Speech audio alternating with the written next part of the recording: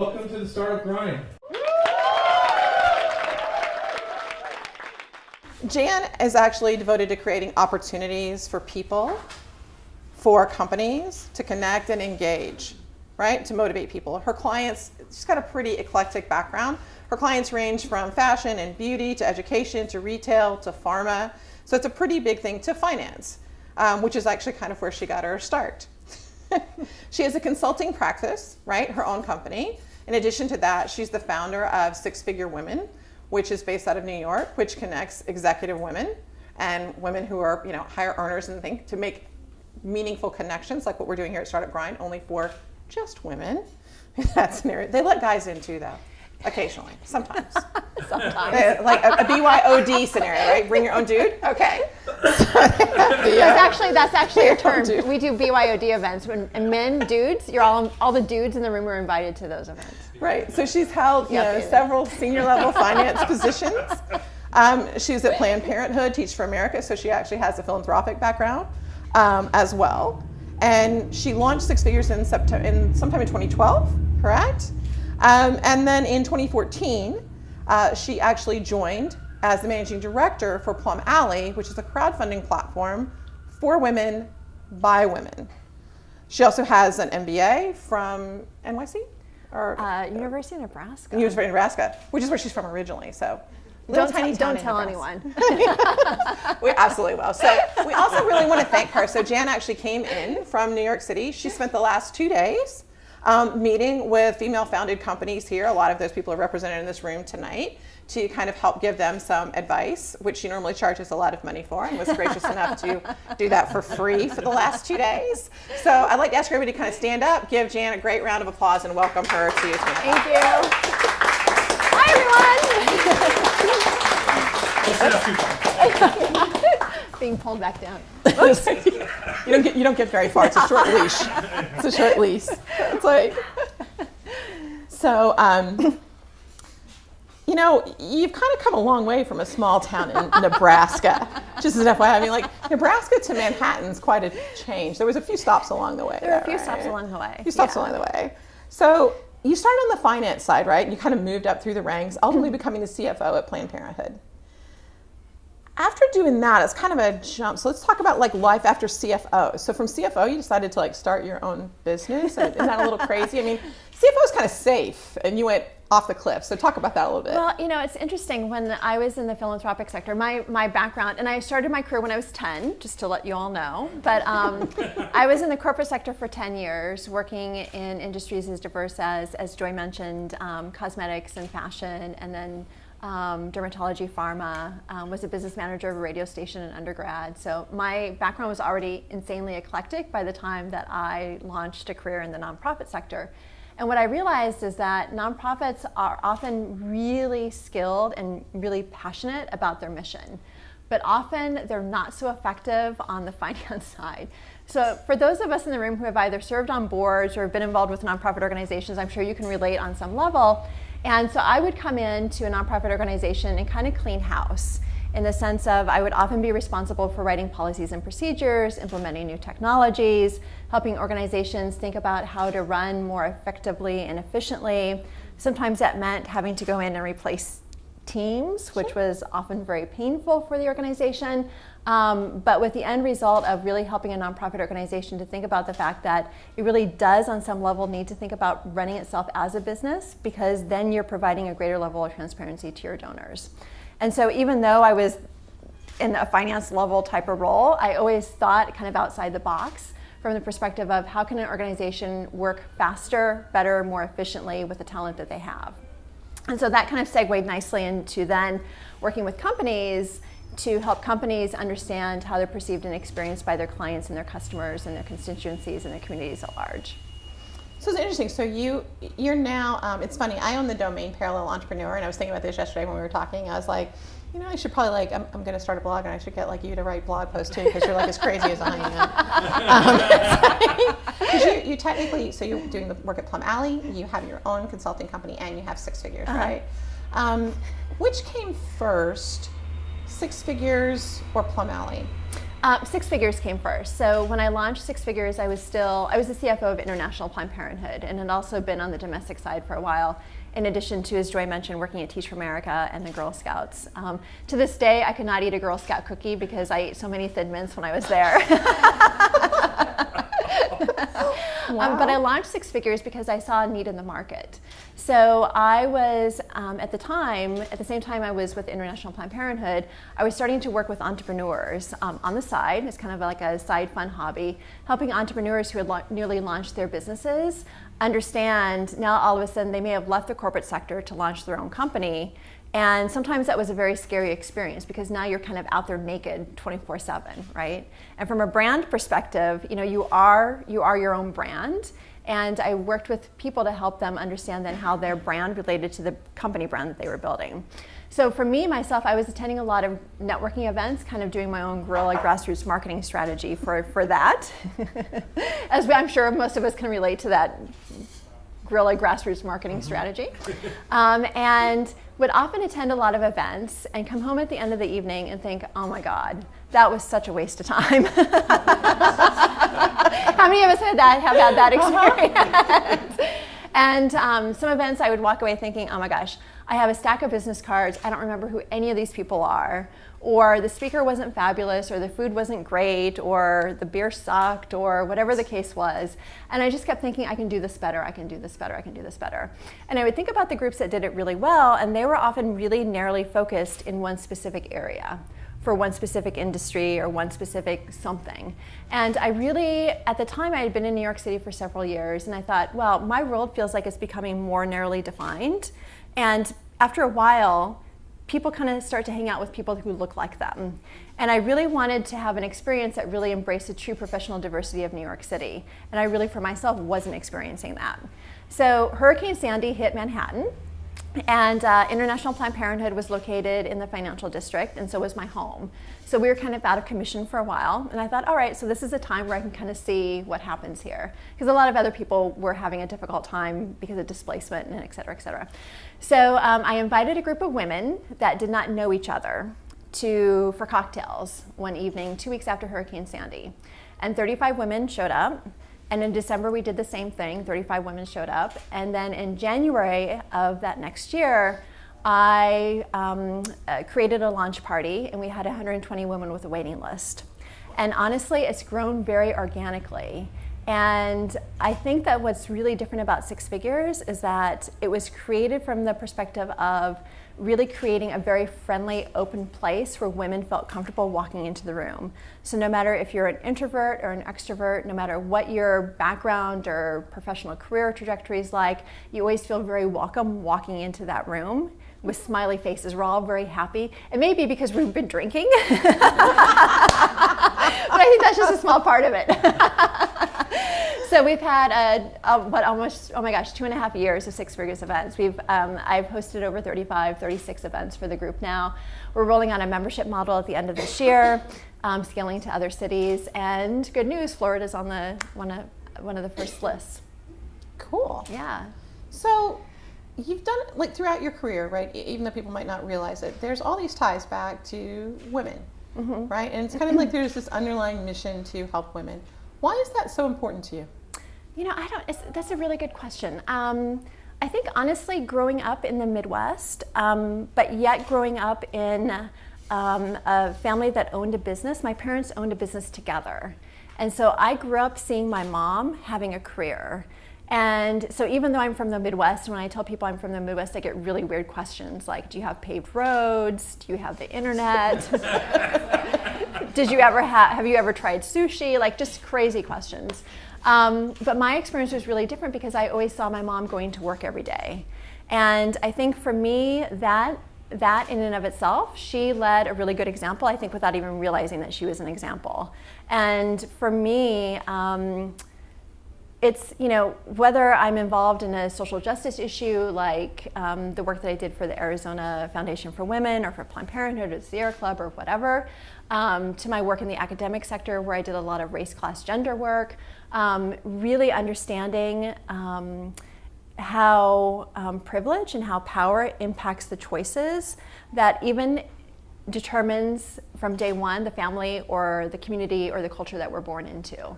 And how that then plays out from a socioeconomic, political perspective has always been really interesting to me. So that has really largely shaped my work, both in terms of the volunteer work that I do and then the work that I do in terms of how my career is structured. But again, I like men. So for the guys in the room, all the work I do, we do like men too in every aspect. So thank you for being here tonight. So I guess a little bit about you as an entrepreneur, right? Because there's kind of been both sides of this, right? And it seems like almost all the time you've had both things going on in your life. So there's something entrepreneurial there. Yeah. There was this other job thing there. So there's kind of both sides of it.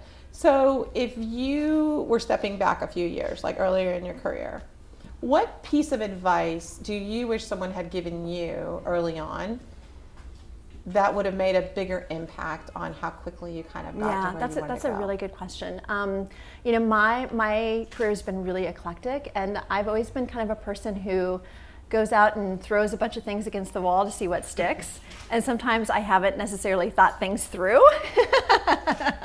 which serves entrepreneurship really well, because then you can pivot really fast and you can change. But honestly, I think for me, being the oldest child, I was always really insanely independent. And I kind of always wanted to leave and have something that was much larger than just the community that I knew. And I think that one piece of advice that I didn't learn until after I was in New York was the importance of a good network and the importance of really building relationships with people who look like you and people who don't look like you. And I found that there's an incredible amount of creative energy that comes out from having relationships with people that are outside of your industry, outside of your kind of comfort zone. And that means really pushing the borders to force yourself, particularly if you're an introvert. I was very, believe it or not, I was very shy as a child. And so for me, I always thought, okay, I'm a strong woman, hear me roar, I'm a feminist, I can do this on my own. And you really can't do it on your own. And I think if I would have learned that earlier on, my career not necessarily would be in a different place, but it was a learning lesson that I learned much later on. So that would be one of my biggest pieces of advice that I would give to women who are coming up through their careers now. So it's interesting. So you have it seems like it's a juxtaposition, but I'm not sure it is, because you have, say, six figures, right, which is more affluent women, mm-hmm. and yet you have Plum Alley, which is a huge diverse group mm-hmm. of women. Mm-hmm. But both of the networks are growing, and you have the ability to see kind of what's happening in mm-hmm. both of those. How does that influence the way you work today? Well, it's interesting. So what the work that we're doing at Plum Alley right now is that we realize that, female entrepreneurship covers such diversity in the sense of the companies that we're creating, the products that we're building, and the ideas that we're implementing. And what we've understood is that it really takes multiple sides of the equation to really make that work effectively. So when we started crowdfunding, crowdfunding, as most of us know, is the platform by which you can raise money from your communities and your networks. What we realize is that in and of itself is only one part of the equation, that it really takes people with money to actually want to buy the stuff that you're selling. And I think sometimes as entrepreneurs, we get kind of stuck in, oh my gosh, this product is the best thing since Velcro. And then we kind of forget that, oh my gosh, you actually have to go out and sell this stuff now, right?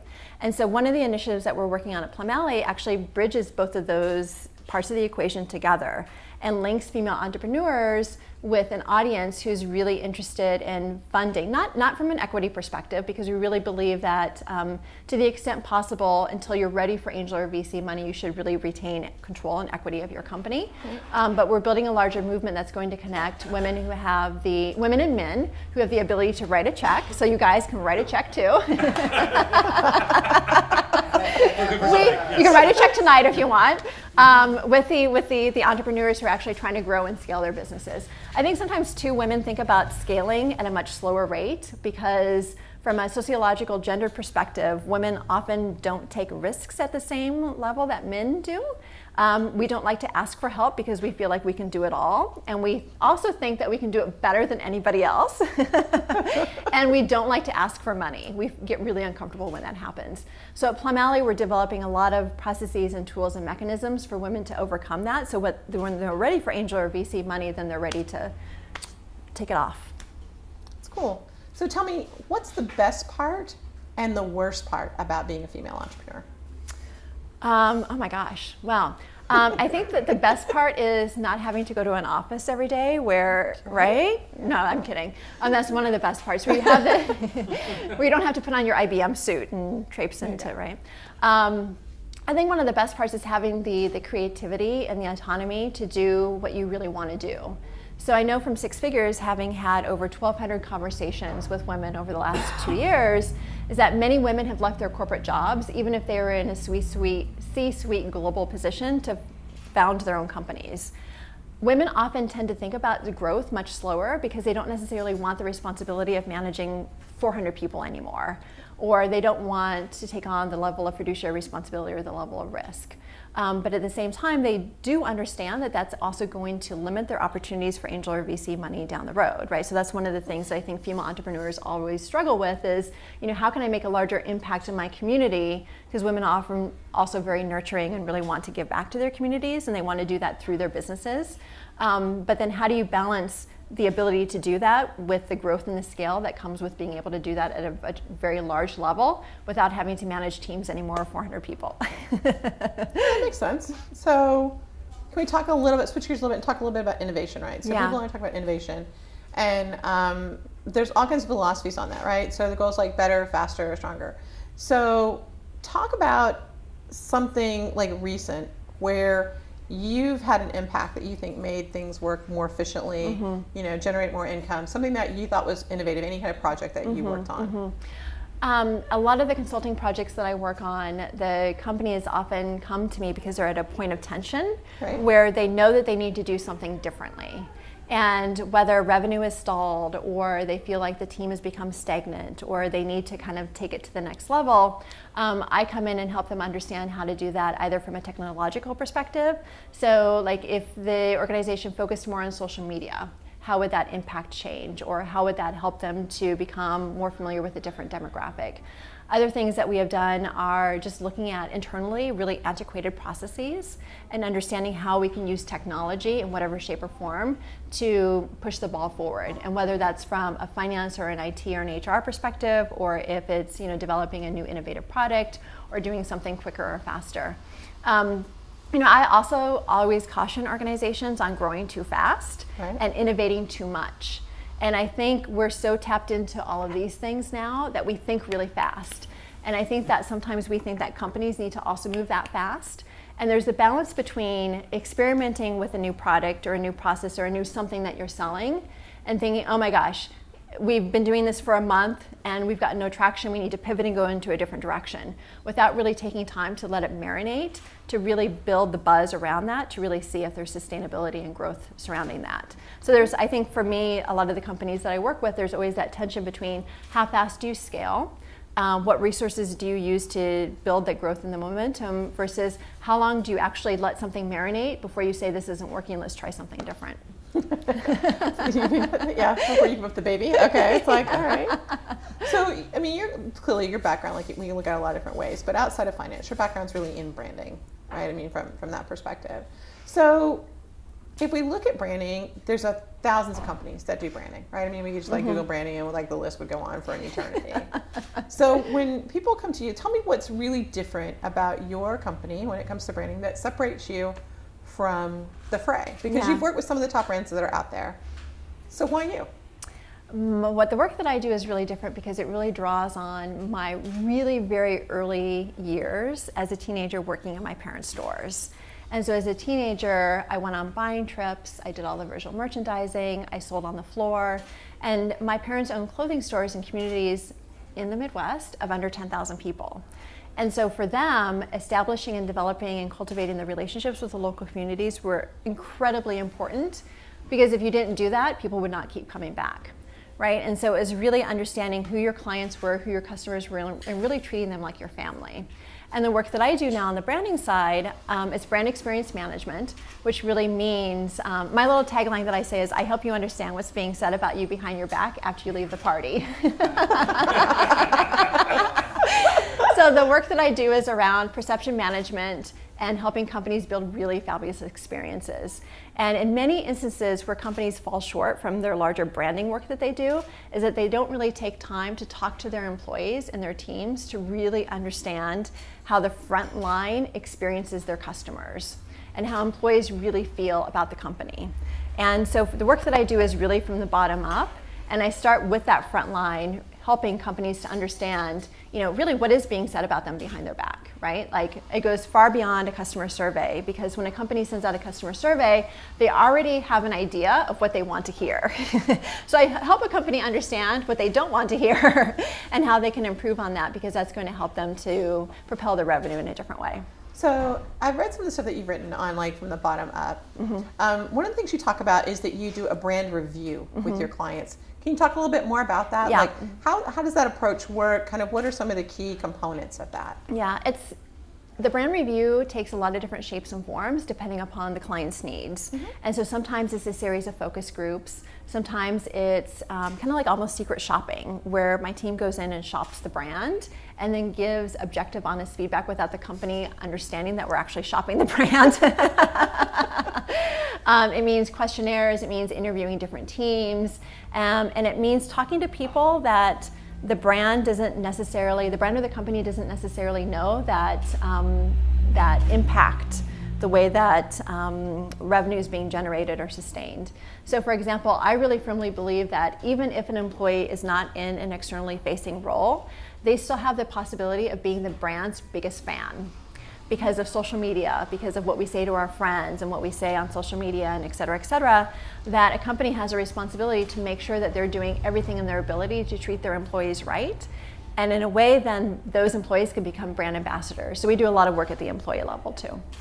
It's kind of interesting. So how big of an impact do you think emotional ROI is, right? So I mean, the emotional connection with the brand, what's the real ROI on that? And how's a way that companies can begin to measure that? Yeah, that's a really good question. I always think about, some of us in the room are old enough to remember when Apple was revitalizing their brand, and the ad campaign that they ran, where there was a guy who looked like he worked at IBM, and there was a hipster guy who looked like he lived in Williamsburg, Brooklyn. And one was a PC and one was a Mac. And how many remember that? Of course, yeah. All right. And there was something so pure and clean about that ad campaign. And Apple did a brilliant job with attracting a completely new demographic, because all of a sudden no one wanted to be in the IBM suit anymore, right? And so that branding campaign made you feel something, and it made you want to connect with the brand and the products within that brand in a very different way. And so I always, the work that I do always places the question, how does this make you feel, at the center of every analysis point that we make? Because honestly, as we know, a brand is really a living, breathing organism that embodies really what consumers feel and what they hate and what they love about what you're doing, right? And so most of the work that we do actually challenges executives and challenges teams to reverse the thinking. And I think that we've become a society where we think so much because we can shoot off 20 emails within 10 minutes, which causes us to, or maybe even more. Or we can read snippets of articles where we learn everything from what to make for brunch next weekend to who's the latest CEO of Cisco to et cetera, right, within a very short period of time. So we've trained our minds to think very quickly, but what's that really caused us to do is to lose the ability to stop and say, how is this making us feel?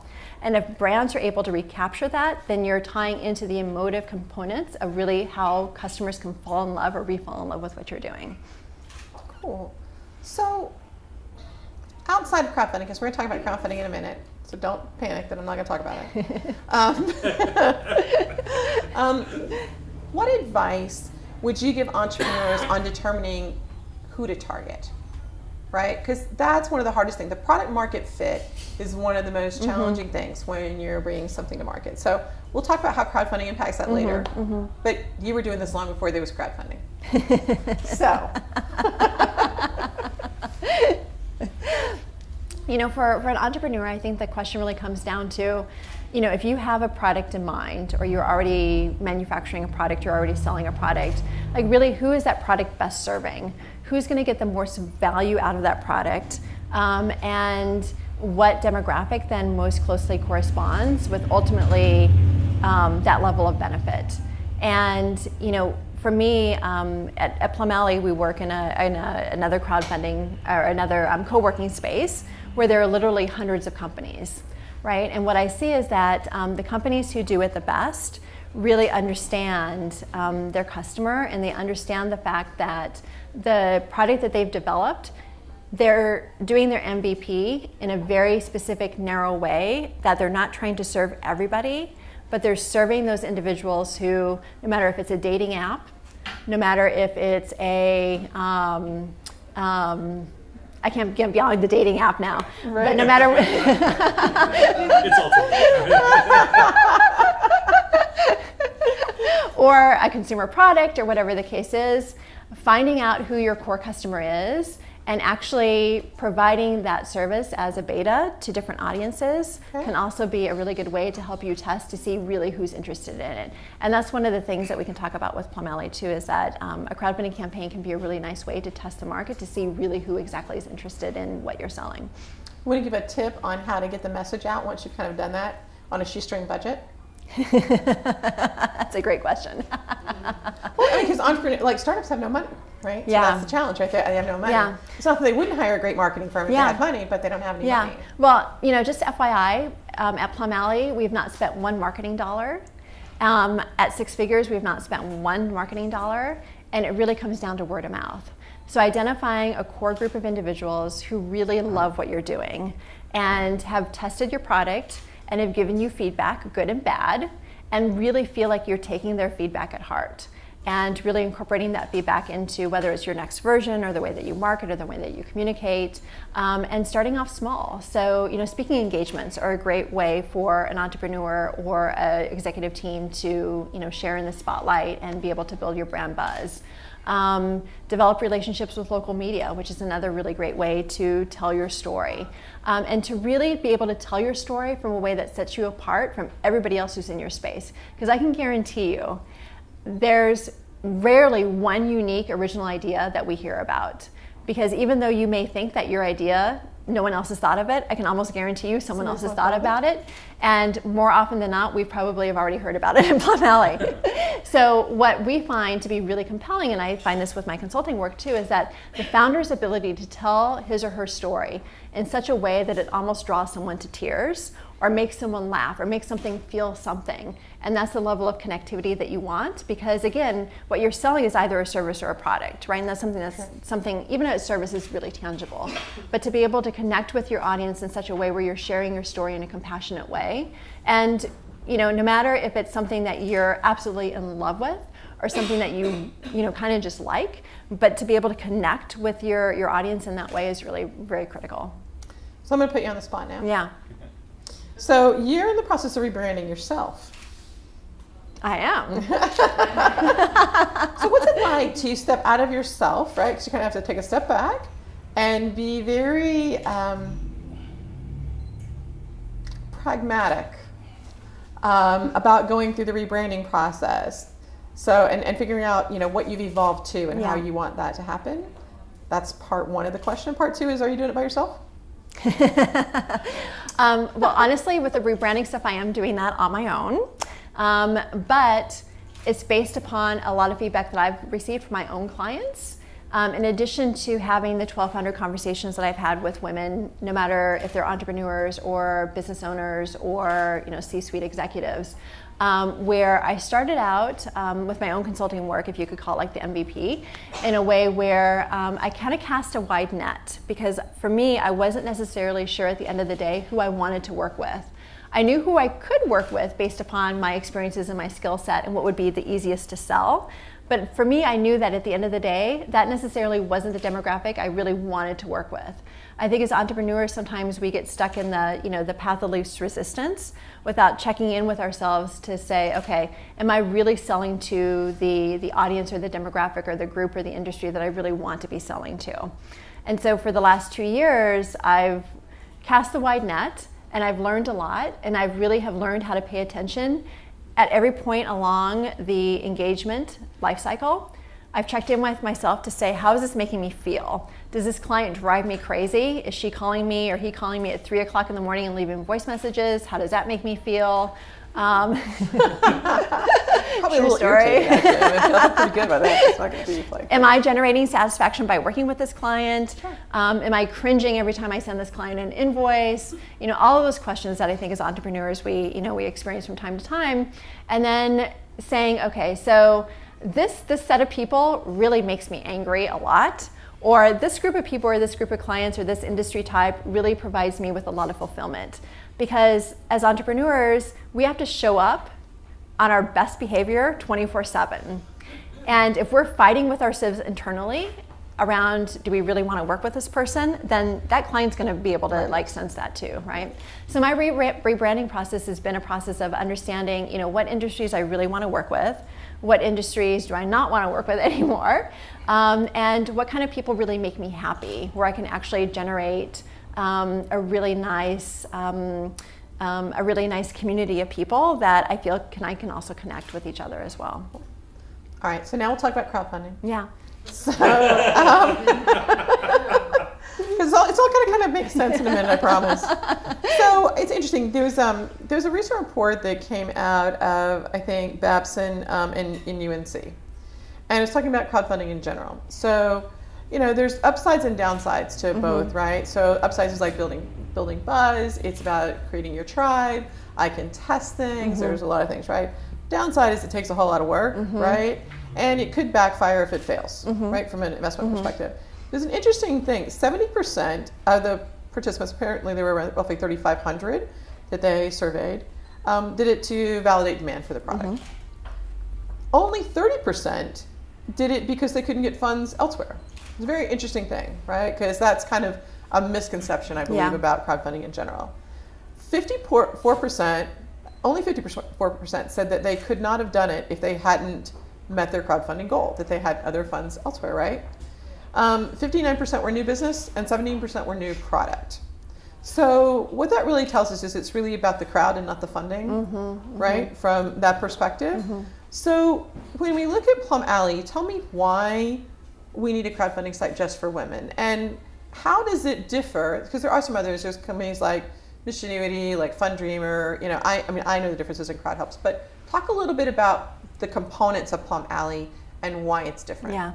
Deborah Jackson founded Plum Alley because of her own experiences being on Wall Street and then being an angel investor and founding a couple of tech incubators for female entrepreneurs in New York City herself. And what she learned was that women really lacked the self-confidence to be able to interject themselves into arenas where the guys were already playing.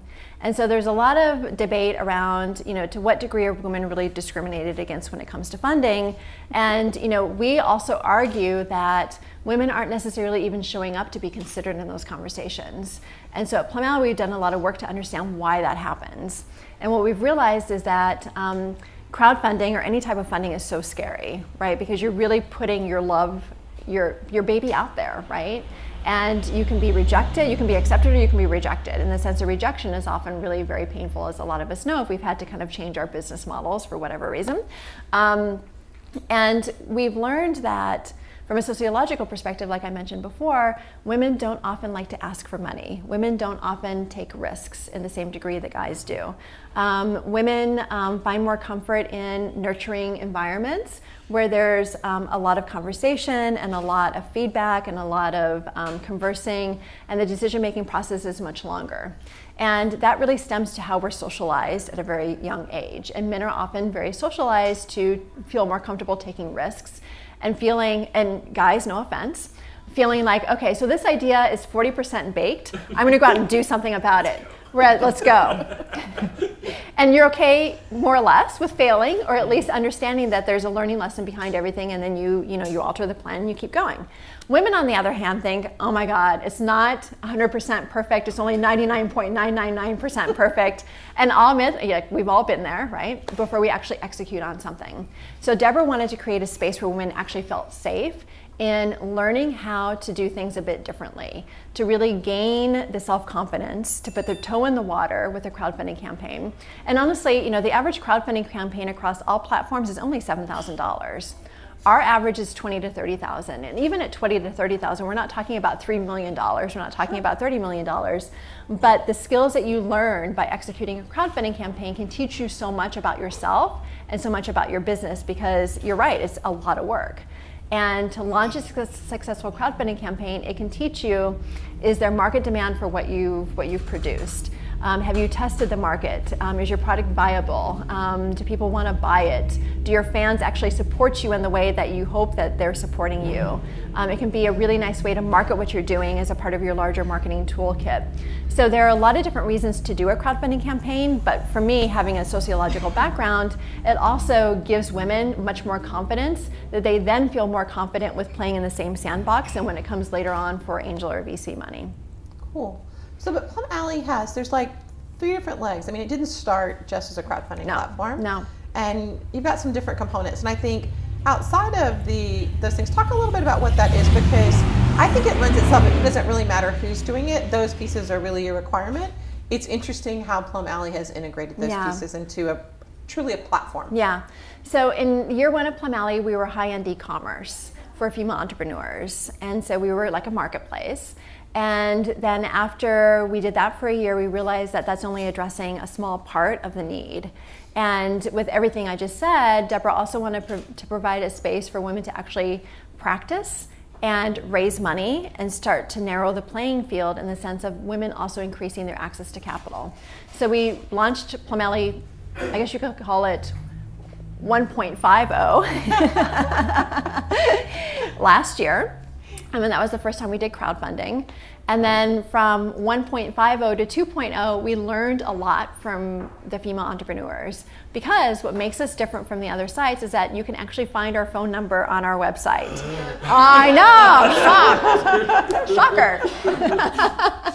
And we pick up the phone.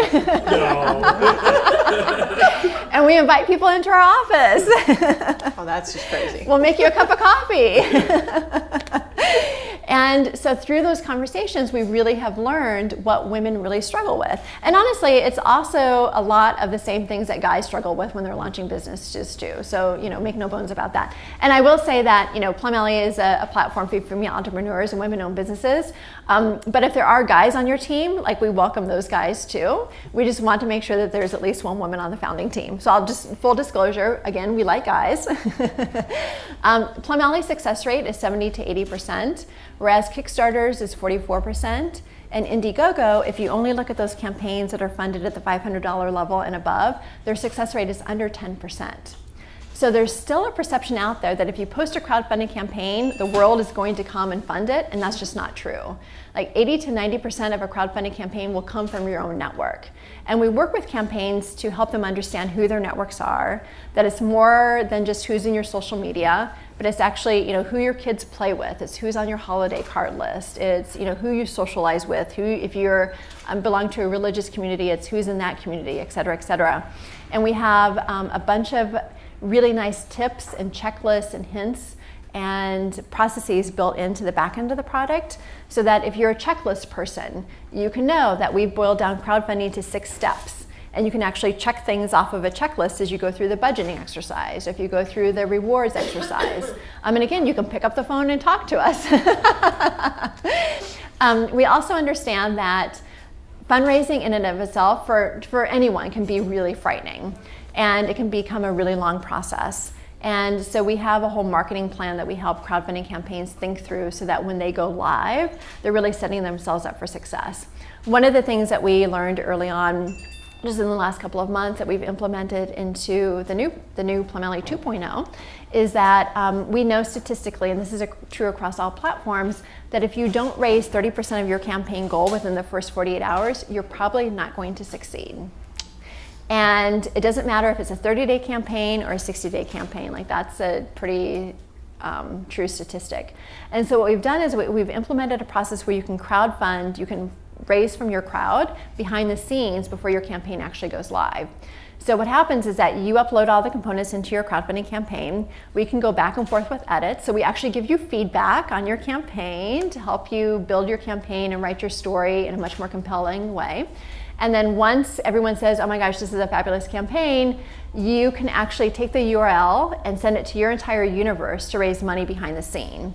And then once you hit 30%, then your campaign goes live on our site, and we promote you and we write about you in all of our social media, so that then you have access to our network too. Again, 80 to 90% of a campaign comes from your own network, but then you do get that extra visibility. We also come up with really creative ways where you can help your campaign raise money. So if you really do not like picking up the phone and dialing for dollars, you can actually create a fundraising committee where you get your biggest Kool-Aid drinkers together, and you share the love and you give them fundraising goals, and then they go out and actually raise money on your behalf, and you give them very special thank yous, and you reward them, and you mention them on your social media. You can call them your advisory council, or et cetera, et cetera. You give them kudos on your website, and they feel like they're also a part of helping your company grow. Pretty cool. I have a lot of other ideas I can share with you too. I think it's interesting. Like, Plum Alley doesn't take just any project. Right. So what's the real process to get on the platform, and what kind of metrics do you look for when making the selection to determine if somebody gets to play? Yeah. Part of it's intuitive. So it's interesting that we've had some projects come to us where we think, wow, this project is the best thing since, I don't know. Velcro, yes. And the project fails. And then we have other projects that come to us and we think, oh my God, who's gonna buy this? And they blow it out of the ballpark. And it really comes down, to how determined the entrepreneur is not to let the campaign fail. Because she either wants to scale her business, or she wants to do an angel or a VC round, and she knows that a crowdfunding campaign can communicate to the world that she really has a viable concept and that she really is serious about scaling her business. And she knows that if that crowdfunding campaign fails, then it could be a really strong indication that there isn't market demand for her product. So she's really committed to reaching out to her network. She's really committed to the social media strategy. She's really committed to picking up the phone and dialing for dollars. We had one campaign say to us, I don't understand what's wrong with my campaign. I can post a picture of a cat on my Facebook and get 10,000 likes within 30 minutes, and no one's contributing to my campaign. I'm spending 7 hours a day on social media. And so we said, well, we told you not to spend 7 hours a day on social media. You actually have to pick up the phone. Oh, I'm not going to pick up the phone. I'm too scared to pick up the phone. And we said, well, posting a picture of a cat on your social media versus compelling someone who's reading your Twitter feed to take out a credit card when they're probably doing 20 other things at once, click through, and then actually contribute to a campaign is two very different levels of engagement, two very different psychological processes. So you really need to think about ways where you can establish the relationship with your end user from a fundraising perspective to really say, okay, these are the donors that I think in my network who are going to give me the most amount of money. I'm going to take them out for coffee. I'm going to take them out for a glass of wine at happy hour. I'm going to give them a call. I'm going to send them a really special email again and again and again until they actually contribute. And there are different things that you can do to provide that level of high touch, which actually people then, people contribute to crowdfunding campaigns because they really want to see you succeed. It's not really about the rewards. Are you sure? Because you're kind of describing a stalker. So maybe it's more like that. It could be if you're just a really good enough stalker, you're good. Well, if you stalk in the right way, Joy. Okay. But it really is about establishing that high touch relationship with the people that you think are going to give you the most amount of money, right? And so you look at it from a political fundraising perspective, right? And so you make lists of people, you identify, okay, I think Sally can afford to give me $1,000, or Tom can afford to give me $500, or maybe Mary Jo can give me $10, and you actually sit down and you make a list of people. You add up all of those numbers, you take 80% of that to build yourself in some cushion, and that's really what you can realistically raise. But then you have to be committed, and you have to hold yourself accountable and hold your fundraising team accountable for actually then checking those names off the list when you pick up the phone and you dial for dollars. I think if you're not committed to doing that, you're probably not going to be successful in business. Absolutely. So it wouldn't matter if somebody gave you $1 million, you're probably still not going to succeed. Right, yeah. So kind of the other side of that. It's true. So I did talk a little bit about stalking, so we'll change up. So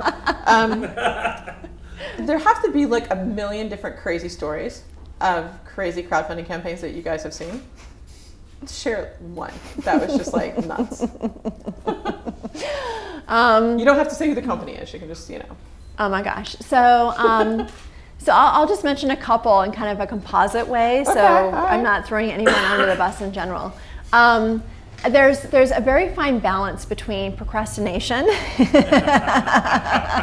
and execution, and many of us in the room probably have kind of experienced that balance. And for us, we find that those campaigns who come to us and say, I want to raise $1 million, and I have the best idea since sliced bread. And we say, okay, how are you going to raise that $1 million? Well, Plum Alley, what are you going to do for us? Because there's often an assumption that if you have such a fabulous product, then we're going to want to eat that up and we're going to fund you ourselves. And that's not how it works. And that's not how any crowdfunding site works. But it's really interesting for me, and I think that the most bizarre stories are those products that come to us where there is really a belief that once the campaign's up, that they can just walk away from it and millions will pour in. Because they see some of those campaigns on Kickstarter, right? And they say, okay, like if a dude can raise $1 million for underwear, like I can, and Potato salad.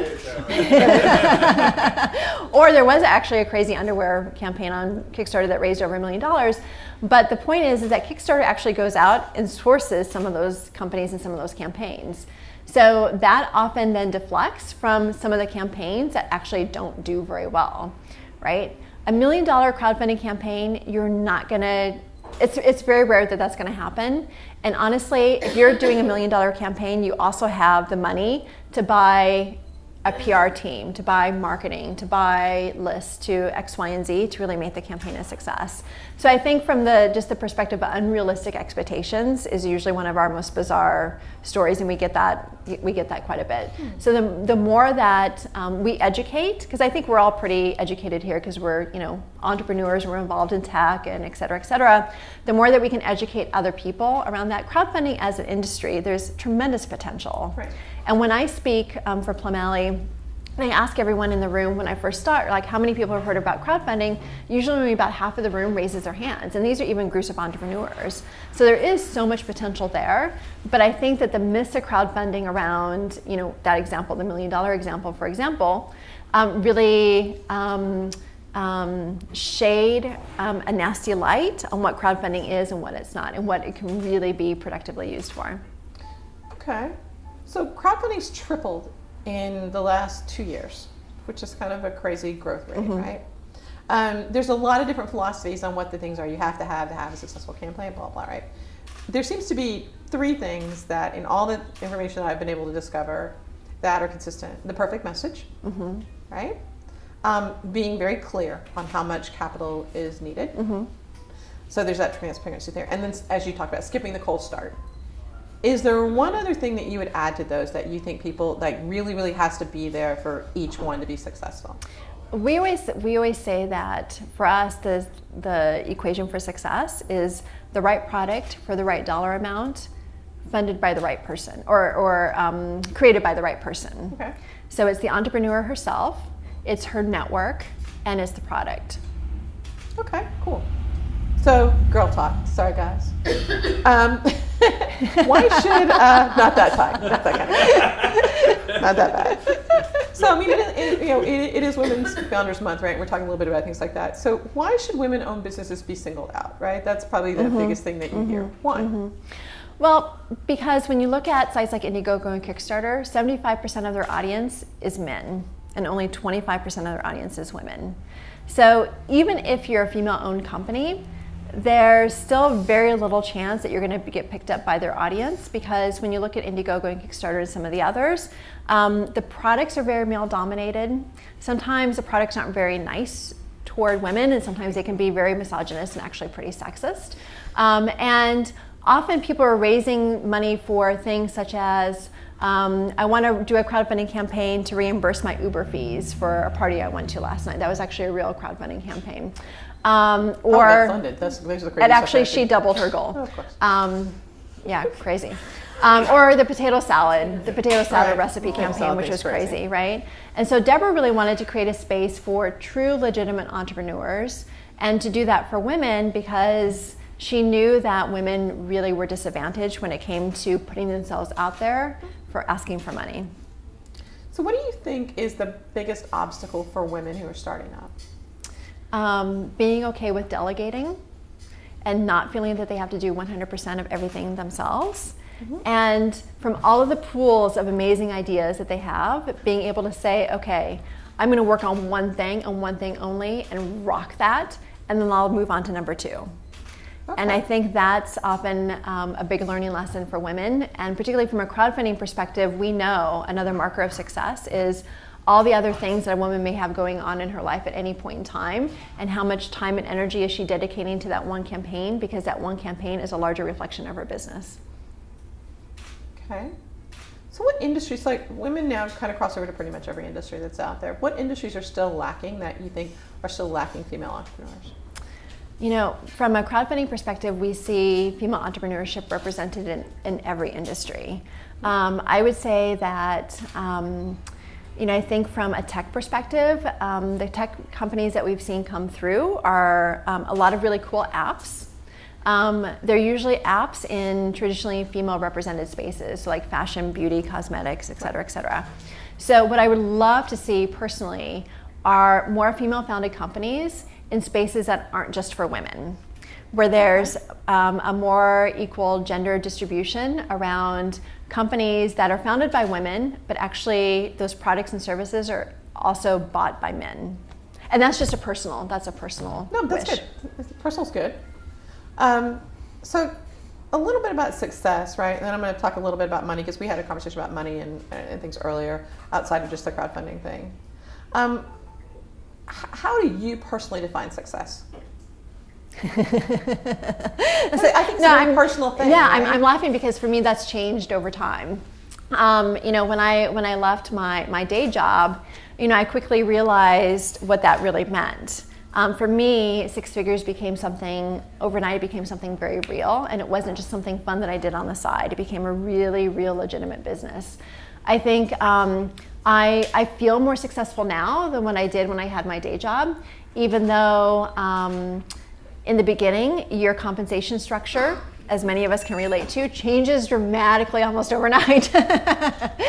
And you realize, oh my gosh, what happened to all my benefits? Oh my gosh, what happened to my bonus? What happened to my stock options, et cetera, right? And so you learn pretty quickly that if you're doing something you really believe in, and I know that people always say, do what you love and only do what you love. I think that sets us up for a lot of really awkward expectations, because we can't always love what we're doing, and we shouldn't always love what we do, because then it kind of becomes something that just becomes routine. You might not love it anymore. Exactly, right. So, if we do something we really believe in, that we're really firmly, passionately committed to, then for me, that's more about success. And I even define that way for 6 figures. So obviously I'm not looking at women's tax returns, and I don't ever want to move into that model. But I do define success as being accomplished in your career, whether that means that you still work in the corporate sector, whether that means you've left the corporate sector and have launched your own business, and you may not even be earning 6 figures right now because you're working for free, because you're working for yourself. Or it could mean anything in the middle. So for me, success has changed in the sense of it's more about how I wake up and how I feel every morning, and that sense of urgency to wake up. So on Sunday night, I can't wait for Monday morning. And it used to be on Sunday night, I felt like the little kind of tingles in the tummy that said, oh my God, I don't want to go to work tomorrow, right? And so that for me was one of the shifts of how I define success, is like getting really enthused and being really passionate about wanting, even if, we can all probably relate to the fact that being an entrepreneur is really, really hard. And now all of a sudden you're doing things that you used to hire people to do, right? And so it's not easy, and it's not always fun, but if you're really committed and really passionate about what you're doing, and you're really determined to make it work, then to me, that's how I feel success. Okay, that's a good answer, I think. It can't be a bad answer because it's your answer. So let's say somebody runs a successful crowdfunding campaign. They got an angel investor or their mom to write them a check for the next tranche of money. Now they have to go raise venture capital. So we talked a little bit about this yesterday. So it's interesting. 78% of all venture capital firms do not have a female partner in the world. So Silicon Valley's now become, as they call it, right, stale, pale, and male, right? That's not my term. Okay. And guys, we still like you. Yes. But I was Pretty sure it is. right. But we were talking. So I mean, people have seen like the Kleiner Perkins lawsuit and all the other stuff like that. And we talked a little bit today. Like I was talking to Mike Abbott from Kleiner Perkins, and I know Mark Andreessen, and I was talking to Mark, and so Andreessen Horowitz has 7 senior partners. They're all men. Their philosophy is that we can't find a woman who'll take the job. It's interesting, philosophy. But Andreessen has their own thing. You have to have been a successful CEO, and you have to have either exited for in excess of $200 million or taken your company public. So those are not easy metrics to meet by any stretch of the imagination. He actually told me they have one female they've actually made 5 offers to. She keeps turning them down. Their philosophy was there's not enough women who are tech entrepreneurs who've made it to that level in general. So therefore, they get turned down because those women have everyone wanting them now. How do we fix that problem? So we're going to assume they're telling the truth, right? How do we fix that problem? Because there definitely is a shortage of female CEOs who meet that criteria for sure. Right. It's interesting. Some of the work that we're launching into now really looks at what young girls are really interested in. So girls 13 to 19, and getting them really interested in STEM, and getting them really interested in the Internet of Things, and getting them really interested at using technology to solve problems, and helping them to understand that there is a space to do that. And many companies, actually large companies now, are really interested in working with young girls too. From the perspective of understanding that there's a lot of creative energy and a lot of creative thought that happens when you put a group of girls together. And then how to harness that energy to provide those safe spaces so that girls, as they move through their teenage years, can really become really self-assured with kind of playing in that same sandbox, right? And so it's more about technology, it's more about being comfortable around money, it's more about being okay with like taking risks and asking for help and being okay with asking for money. And some of the programs that companies that we're thinking about partnering with now actually provide those opportunities. And this is not obviously going to change overnight. Of course not. But I think that there are many young girls out there who are more and more interested in technology. And if there are more opportunities for us to find ways where when we give them technologies, we're still not putting them in the pink box, right? So even when you go to Toys R Us now, you think about technologically friendly toys, right? There's still kind of that Barbie influence to all of it, right? And so how can you create a different space to become more gender neutral? So even when a girl's playing a game, it's a different type of game. And on the flip side of that, when boys are playing the game, it's not sexist, it's not misogynist, it's not beat 'em up, kill 'em, but there's actually more of a middle space where boys and girls are collaborating in a different way and working together in a different way. All right, so we always have to ask a question about failure, because we don't really look introspectively at our successes, but when we fail, we have a whole different viewpoint. So talk a little bit about a failure that happened along the way and what you learned from that. Yeah. So, oh my gosh, there are so many. And I always see failures as really, really good opportunities to learn something and do it differently. Going back to one of the things I said earlier, I think for me, my biggest learning lesson in life was the importance of the fact of knowing that you can't do it all by yourself. No matter how type A you are, no matter how independent you are, knowing when is the right time to ask for help. And then on the flip side of that, knowing when is the right time not to ask for help. So when I first launched Six Figures, I asked a lot of questions and I got a lot of feedback. And there was a point where it felt like I was getting so much feedback that feedback was really starting to drive the intent and the structure and the strategy behind Six Figures, which ultimately then when I took a step back and said, wait a minute, this is not the direction I want it to go, how is this happening? It was because I was listening, but I was listening a little too well. And so I wasn't putting up the right boundaries to know when to say no and to know when it was deviating from the larger sort of something that I felt in my heart that I wanted to do with it.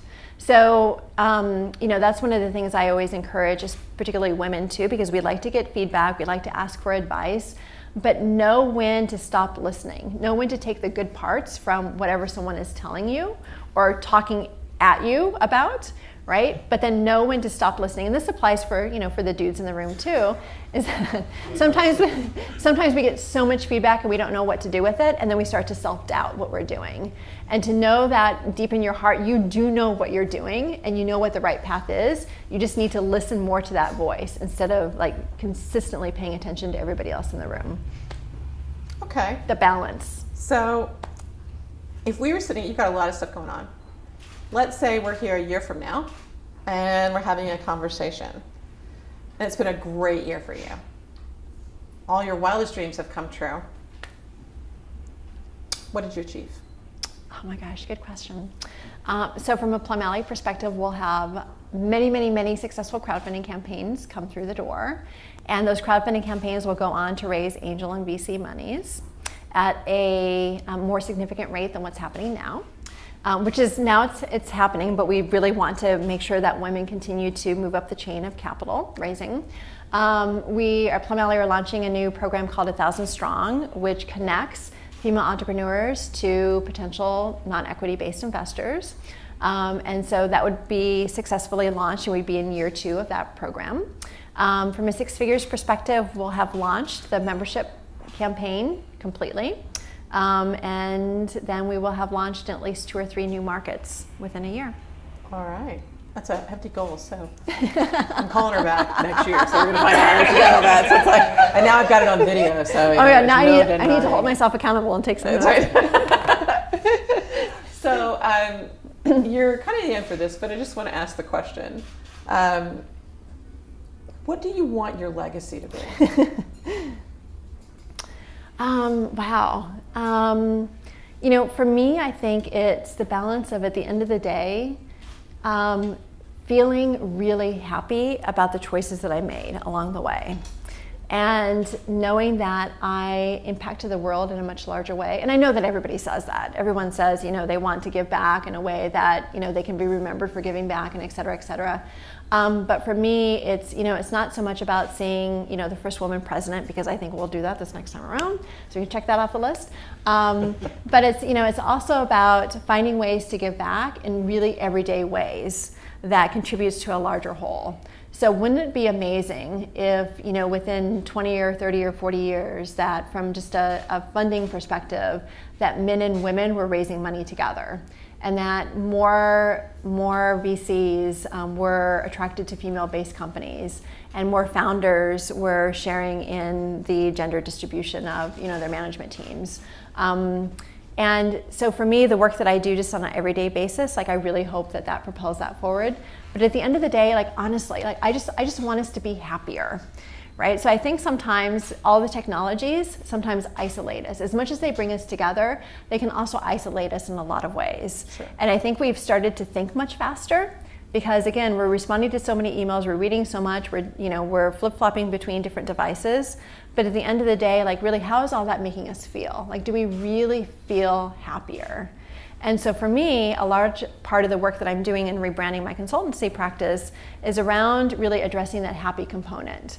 And are we happier as a society? Are we happier at the end of the day when we go to bed? Or do we go to bed in full anxiety because we realize that we have 300 emails that we haven't gotten to, right? So really, where is the trade-off between feeling that you really have a fulfilled life and feeling really productive, but not letting too much technology get in the way of that? Because, you guys, honestly, it's just gonna get worse, right? As we advance, we're gonna get more information, have access to more and more and more.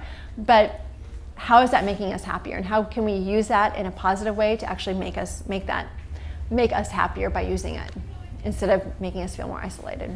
That's cool. Yeah, I think that the reality is we're going to face the same data deluge that CIOs and people have faced for a number of years, because now they get all these data sources and they don't know what to do with them, and so data just goes into this giant black hole somewhere, which is not really a good thing, particularly when it comes to human beings, right? Data for data's sake, that might work out okay for.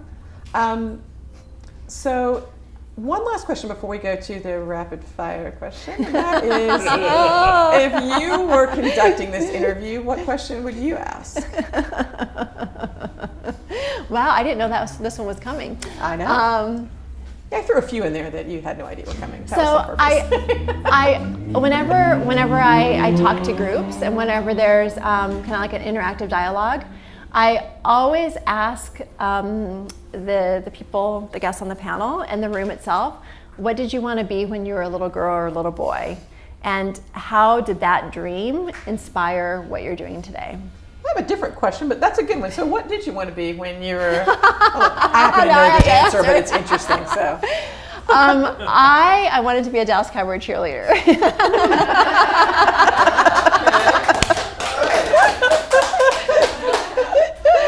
I wanted the outfit. Nothing wrong with that. And I think that there's probably a part of that. I mean, obviously, I don't walk around with pom-poms and, the little white leather boots, but I think there's a part of that cheerleader component. You could in Nebraska. In New York, that might not work. Unless you're in Times Square. Unless you're in Times Square, you want to be with the naked cowboy, then maybe that would work just fine. And we're not joking about that. That actually could happen in New York. Right, it could. No, but I think that there is kind of that cheerleader sort of component to all the work that I do now in terms of the mentoring and the coaching and the consulting services that I provide. And I, to the best of my ability, I try to do that from a place again of happiness and really becoming more in touch with how experiences make you feel. And I think from an entrepreneur perspective, no matter if it's a large company working on a branding strategy or a crowdfunding campaign that we work with at Plum Alley or just the work that I do with Six Figures, it's really providing happier spaces because in happier spaces, your employees are happier, they're more productive. If your customers are happier, they keep buying from you, right? And so it's win-win-win-win. And so to create more opportunities like that, that's how I do my little cheerleader stuff now. That's good. That's good. All right, so now we're going to kind of play like inside the actor studio. So first thing that pops in your head, right? So rapid fire. Who's your role model? Oh my gosh. Okay. Miss Piggy. Good, I like that. Janis Joplin. Oh. And Hillary Clinton. Okay. It's quite a group there. What item do you own that you would never sell? My shoe collection. What historical figure do you admire? Gandhi. What's the best compliment you can receive? Wow, the best compliment I could receive. Oh my gosh. Thank you. You made me feel very happy. Good. Okay. What's more important, speed, strength, or stamina? Speed, strength, or stamina? Stamina. What makes you happy? Fun experiences, preferably on a beach with a little drink with an umbrella in hand. What's your favorite word?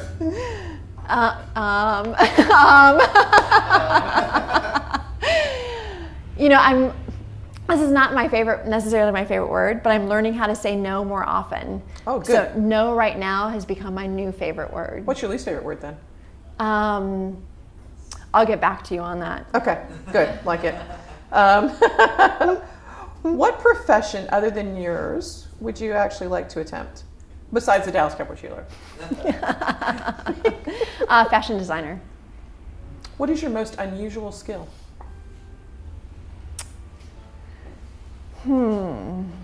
How do I respond to this one? Any way you like.